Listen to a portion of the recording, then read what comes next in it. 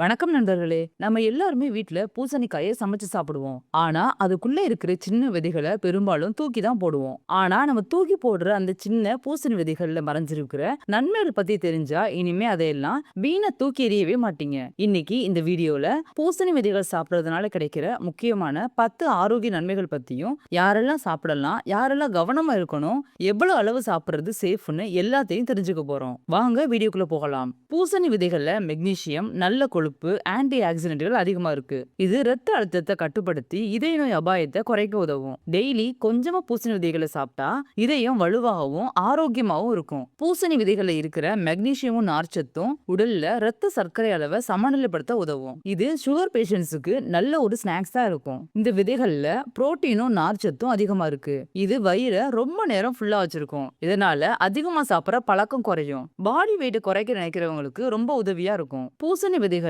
டிரிப்டோபான்ற amino அமிலம் இருக்கு. இது உடல்ல செரட்டோனின், மெலட்டோனின் ஹார்மோன்கள் உருவாகுறதுக்கு உதவும். இதனால மன அழுத்தம் குறையும், தூக்கம் நல்லா வரும். பூசணி விதைகள்ல ஜிங்க் அதிகமா இருக்கு. இது ஆண்களோட ஹார்மோன் பேலன்ஸுக்கும் விந்தணுவோட தரத்துக்கும் ரொம்ப முக்கியமானது. இதனால ஆண்களோட இனப்பெருக்க ஆரோக்கியத்திற்கு இது உதவியா இருக்கும். இந்த விதைகள்ல இருக்கிற ஜிங்க்கும் ஆன்டி ஆக்சிடென்ட்ஸும் உடலோட நோய் எதிர்ப்பு சக்தியை அதிகரிக்கும். இதனால சளி, காய்ச்சல் இருந்தா குறையும். உடல் வலிமை அதிகரிக்கும். பூசணி விதைகள்ல விட்டமின் இ, ஜிங்க், நல்ல கொழுப்பு அதிகமா இருக்கு. இவையெல்லாம் முடி உதிர்வை குறைக்கும், தோலை பிரகாசமா வச்சிருக்க உதவி செய்யும். இந்த விதைகள்ல மெக்னீசியமும் பாஸ்பரஸும் இருக்கு. இது எலும்புகளோட வலிமையை அதிகரிக்க உதவும். குழந்தைகள்ல இருந்து பெரியவங்க வரைக்கும் எல்லாருக்குமே இது பயனுள்ளதா இருக்கும். பூசணி விதைகள்ல இருக்கிற மெக்னீசியமும் டிரிப்டோபானும் மன அமைதியை அதிகரிக்க உதவும். இதனால மன அழுத்தம் குறையும். இந்த விதைகள்ல இருக்கிற நார்ச்சத்து ஜீரணத்தை சீராக்கி மலச்சிக்கலை குறைக்கும். பூசணி விதைகளை எவ்வளவு அளவு சாப்பிடணும்னு பார்ப்போம். டெய்லி ஒரு கைப்பிடி அளவு,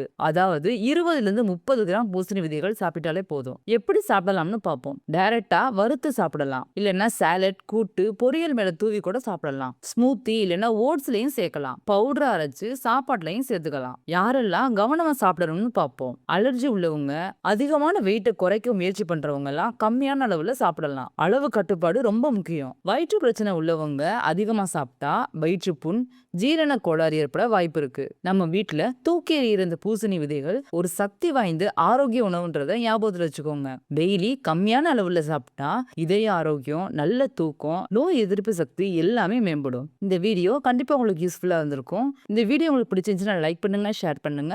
அடுத்த ஹெல்த் டிப்ஸுக்காக நம்ம சேனலை சப்ஸ்கிரைப் பண்ண மறக்காதீங்க. தேங்க்யூ.